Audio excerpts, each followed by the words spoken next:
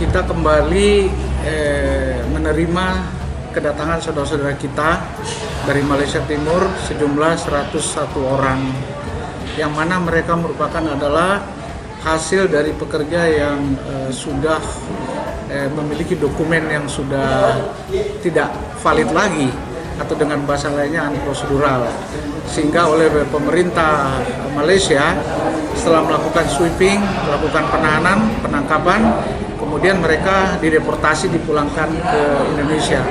Dan Parepare ini kebetulan menjadi pintu gerbang. Jadi hari ini 101 orang yang datang ini bukan cuma orang Sulawesi, ada orang NTT, ada orang NTB, seluruh Sulawesi, bahkan ada dari Jawa. Jadi kamilah di sini memang wilayah timur yang harus kemudian mengatur, kemudian membagi mereka ke daerah asal kembali, mulai dari yang sakit, meninggal, maupun yang tidak memiliki sanak saudara, seperti itu.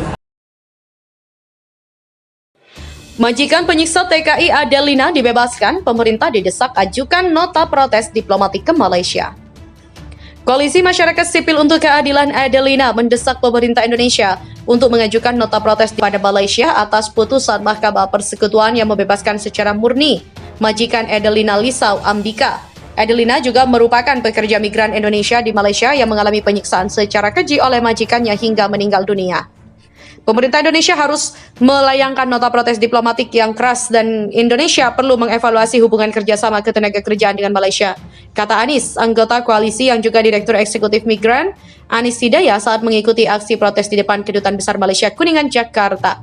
Anies menuturkan, jika koalisi masyarakat sipil menilai putusan Mahkamah Persekutuan Malaysia yang membebaskan majikan Adelina melukai bangsa Indonesia, pasalnya, Indonesia baru menandatangani nota kesepahaman atau Memorandum of Understanding (MOU) dengan Malaysia terkait perlindungan pekerja migran Indonesia di negeri jiran itu. Karena itu pihaknya mendesak pemerintah Indonesia untuk menunda implementasi MOU Indonesia dan Malaysia tentang penempatan dan perlindungan domestic worker Indonesia di Malaysia. Ini sangat melukai bangsa Indonesia karena baru saja menandatangani MOU baru dengan Malaysia dengan kesepakatan-kesepakatan baru terkait dengan perlindungan PRT Indonesia di sana, soal jam kerja, soal satu rumah hanya maksimal 8 keluarga anggota. Kemudian juga ada peningkatan gaji, ada akses pengadilan yang fair, tapi justru hanya 2 bulan pada MOU itu ditandatangani, putusan ini diambil oleh Malaysia. Lebih lanjut, Anies juga mengungkapkan jika Koalisi Masyarakat Sipil untuk Keadilan bagi Adelina juga mendesak pemerintah Indonesia untuk mengambil langkah-langkah strategis dan melakukan evaluasi atas kerjasama ketenagakerjaan dengan Malaysia.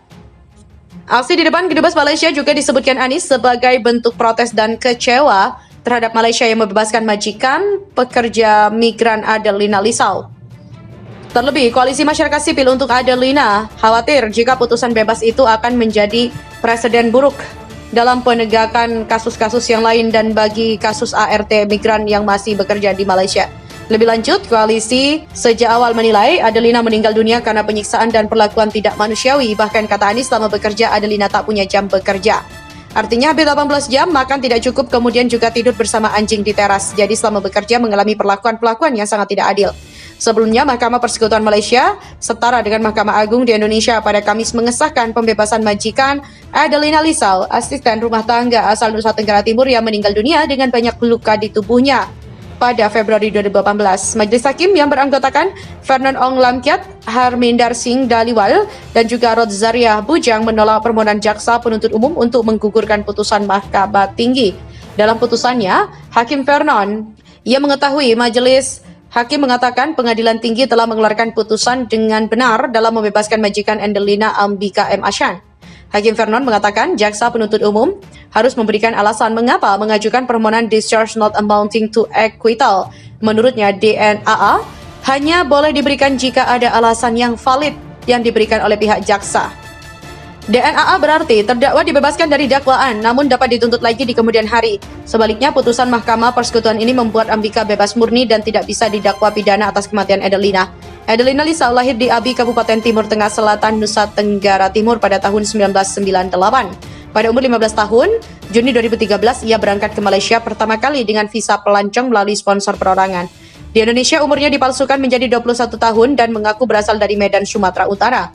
Dalam catatan Kementerian Luar Negeri, setiba di Kuala Lumpur, Malaysia, majikan Adelina mengkonversi visa kunjungan singkatnya menjadi izin kerja sebagai PRT selama setahun. Setelah izin habis, Adelina pulang ke Indonesia, tapi 3 bulan kemudian Adelina kembali ke Malaysia menggunakan visa turis dan bekerja untuk Jaya Vartini Raja Manikam, anak dari Ambika di Penang.